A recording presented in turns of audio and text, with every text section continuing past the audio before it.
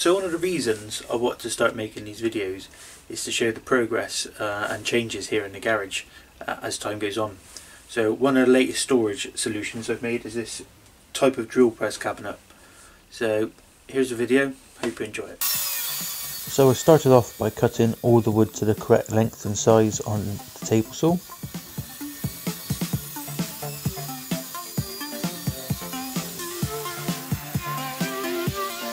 So this is the bottom piece that the drills will sit in, and I marked even spaces all the way along it to where the centres of the drill holders would be, and then using my set square I marked a line up the length that I thought the drills would be. Then using the pillar drill I cut out some holes with some hole saws because I wanted to keep the bits of wood that I was cutting out for a later project.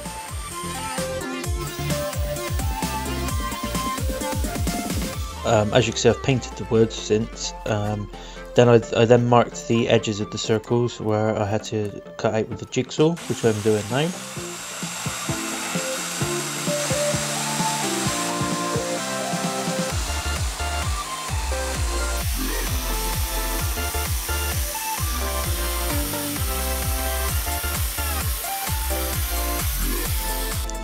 I then applied some glue and stuck the bottom to the side that I had clamped to my workbench outside. I then used brad nails to fix it into position.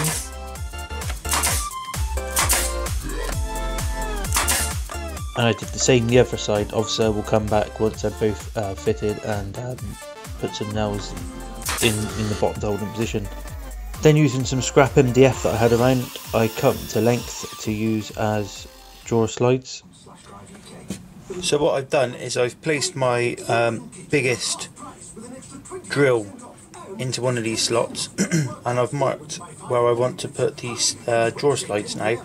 Now I've got some offcuts of MDF that I'm just going to fasten to the side here so the drawer can just sit on top and run on them. I'm just going to put some glue on there and form in some more brad nails.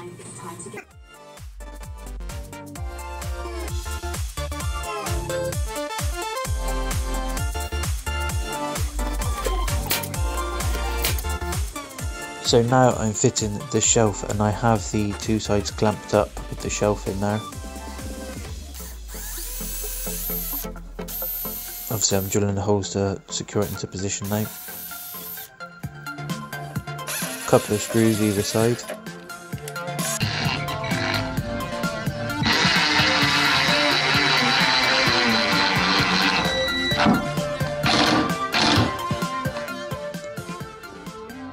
Now this is the side of the cabinet marked up with a line down the middle where I'm going to cut it, so this will be the opening of the cabinet. So using a circular saw, mini circular saw and a jigsaw to finish off the cut in the corners, I cut the panel out.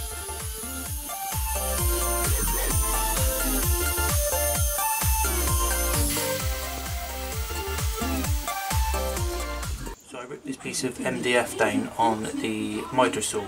Now the difference between this top piece and the bottom piece is a butt joint on the outside edges of the sides, whereas this one I've put it on the inside edges more as a bracing strut, so that you're going to have the door this side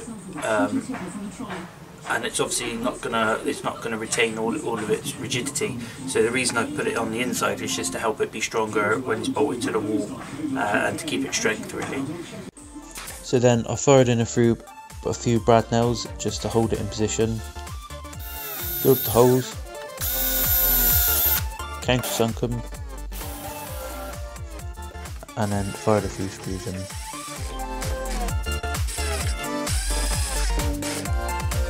So the hinges of what I use on this are 2.5 inch ones that I had lying around. The only thing is, with them closed up and then the door on, the door sticks out past the edge of here by about 4 or 5 mil. So I'm going to mark where I want to put the hinge, and then I'm going to chisel out the area that the hinge is going to go in. Now I've actually cheated here. I used my multi-tool instead of a chisel to cut the hinge holes out. I haven't used this multi-tool yet. I thought it was a good idea to use it, and I thought it would probably with plywood give me a much cleaner cut.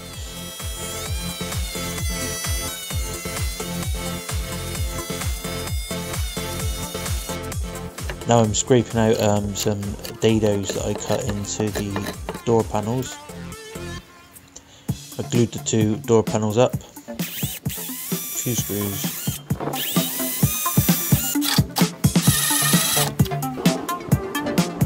This is the back panel of the opening door that I'm gluing into position.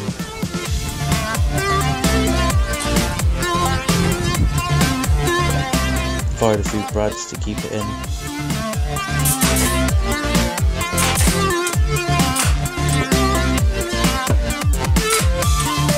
So then it was time to fit the back, so I measured the back up, making sure that the measurements were accurate. Then fitted the piece of hardboard that I had. Now it was on to everyone's favourite task, which is sanding, so I made sure I sanded every part of it down. And then I painted the cabinet. So whilst the paint was drying, I thought I would cut out the sections of wood needed to make the drawer.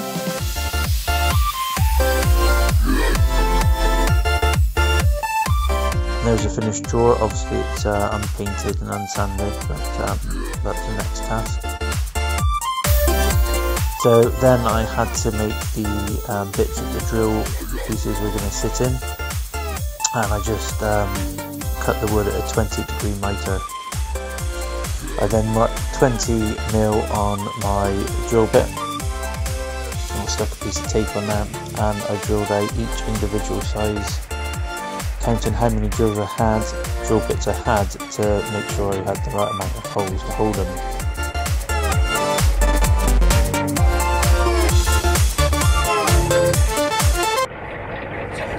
Here that opens up, obviously it holds the drills. I mitered the holders for it 20 degrees on the table saw so you can get more in. Obviously I've got some drills to put away, so you can open it up. We've got another shelf in the back here.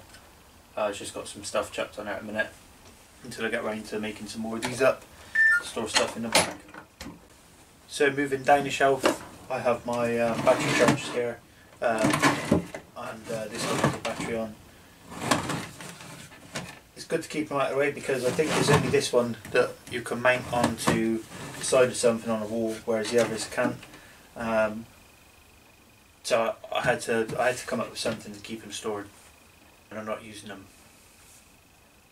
So moving on, we got this drawer here, and I built it purely just to store sandpaper in. And here there's sanding belts, all the different courses, all the different grains.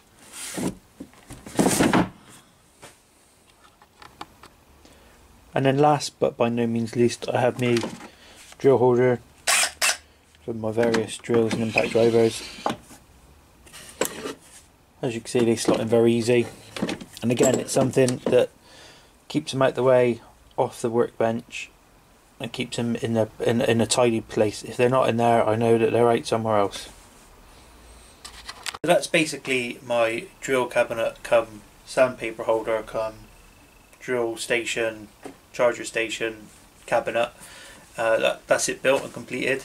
If you like this video, please give it a thumbs up. If you didn't, by all means give it a thumbs down. Feel free to comment, and if you want to, please subscribe. Thanks for watching. See you again.